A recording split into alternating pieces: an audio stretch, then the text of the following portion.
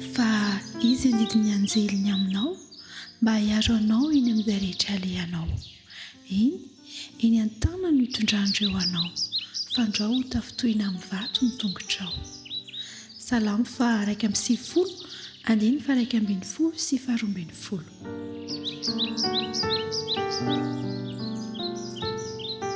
Andriamanitra dia mandefa anjely maro eo amin'ny fiainantsika, ary izany mahatonga ny loha hevitra amin'ny teon'ity hoe anjely ao an-tokantrano. Omalintsika ny resaka mahakasika ny anjely, dia androany izay isika dia resaka manokana ny anjely fa ny anjely ao an-tokantrano.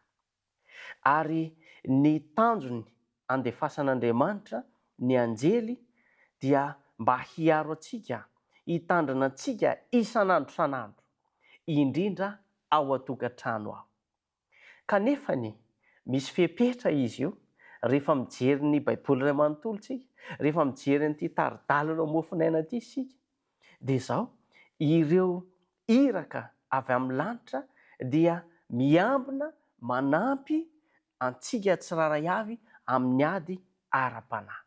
Koa mila miantehitra tanteraka amin'ny herin'Andriamanitra isika, tsy matoky ny tenantsika isika, miaro amin'ny fakapanahy sy ny loza maro samihafa. Na dia tsy hitantsika aza ny anjely, dia liana amin'ny fiainantsika sy ny fianakaviana, ny ankonanao ao an-tokantrano ao Andriamanitra, liana amin'izay ny anjely ihany koa, ka manatanteraka ny iraka avy amin'Andriamanitra amin'ny alalan'i Jesosy Kristy, amin'ny alalan'i Jesosy Kristy. Kanefa izao amin'izay ilay fepetra: ny toetry ny tokantrano no mamaritra raha mitoetra ao ireo anjely ireo na tsy mitoetra ao.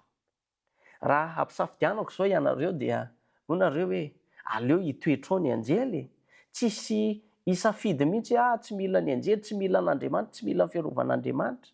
Dia izao ary ilay fepetra, satria voalaza teo hoe ny toetry ny tokantrano mamaritra raha mitoetra ao tokantranonao ny anjely na tsy mitoetra ao. Ny teny feno fahatezerana, ny tsy faharetana ary ny tsy fisian'ny fitiavana dia mandroaka ny anjely ao an-tokantrano. Averiko, ny teny feno fahatezerana, ny tsy faharetana ary ny tsy fisian'ny fitiavana marina dia mandroaka ny anjely ao an-tokantrano. Fa raha misy fitiavana ao an-tokantrano, misy fahalemem-panahy ao an-tokantrano, misy filaminana ao an-tokantrano, dia lasa toerana masina ny tokantrano ary feno anjely ao an-tokantrano. Idiran'ny anjely sy itoban'ny fitahiana maro samihafa, itoban'ny fahazavan'i Kristy, ny fahasoavan'i Kristy avy amin'Andriamanitra ao an-tokantranontsika.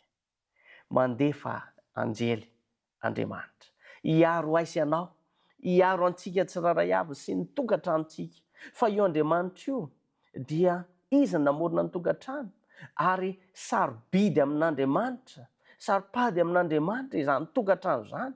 Ka izany mahatonga azy miteny manokana hoe mandefa ny anjely ao an-tokantrano izy. Fefahintsika teo ny fepetra: liana amin'ny fiainam-pianakaviana ny lanitra iray lasana bavy malala, liana amin'ny ankohonana ny lanitra iray manontolo.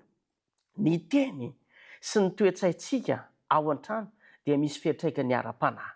Ny fahatezerana sy ny fitiavana dia ny fahatezerana sy ny tsy fitiavana dia mandroaka ny anjely. Ny fitiavana sy ny filaminana, ny fahalemem-panahy dia manasa ny fanatrehan'Andriamanitra ao an-tokantranontsika tsiraray avy. Raha fihezina dia izao: ny tokantrano kristianina dia tsy tokony ho toerana feno ady sy fahasosorana, fa tokony ho toerana masina, hitoeran'ny fanatrehan'Andriamanitra. Ao no hiasan'ny anjely sy hiainan'ny fitiavana sy ny fiadanana. Ry havana malala, raha lasana bavy malala, ry mpiray fanantenana, indrindra ianareo ray aman-dreny ihany koa ao an-tokantrano ao, tandremo ny teny sy ny fihetsika ao an-tokantrano, tandremo ny fomba fanao an-tokantrano. Ataovy toerana masina ny tokantranonao, ny tranonao. Manomboka anio, aoka isika ampanjaka ny fitiavana sy ny faharetana ao an-tokantrano, mba ahafahan'ny anjely mitoetra sy mitondra fitahiana ho antsika sy ny tokantranontsika. Ivavaka isika. Rainay izay any an-danitro, misaotra noho ny teninao. Mamindra fo mamelany alokay. Tamin'ny fiteninay, fihetsikay tamin'ny lasanay rehetra, mety tsy hatamana ny anjely ao an-tokantranonay. Ifonanay aminao izany.